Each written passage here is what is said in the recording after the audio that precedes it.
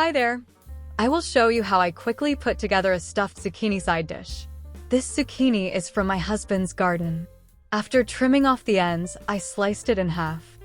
I hollowed out the middle and saved half of the chopped up pieces for my stuffing ingredients, which included the following: a half cup of chopped onion, a cup of Italian seasoned breadcrumbs, a tablespoon each of oregano and basil, a half cup mixture of cubed cheddar cheese and shredded mozzarella cheese, a small whisked egg, a 5-ounce can of mushrooms, from which I included some of the brine, and a half cup of tomato paste that I seasoned with salt and pepper.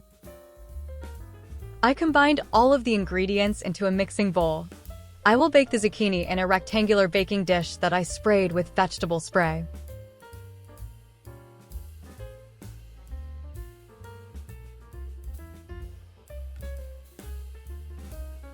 As you can see, I began to fill in the hollowed-out zucchini with the stuffing mixture.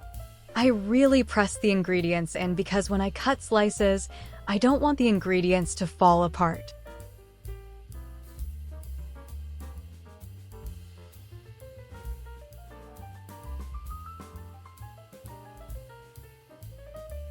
Finally, I pour the tomato mixture over the stuffed zucchini and then top it with some more mushrooms and some grated Parmesan cheese.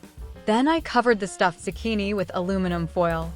I will place the baking dish into the refrigerator and let it set there until it is time to bake it at 350 degrees Fahrenheit for 30 minutes.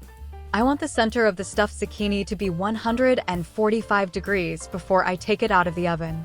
There you have it. A great way to use some of the many zucchinis my husband will bring in from his garden. Thanks for watching. Please hit the like button and subscribe to my channel. See you next time.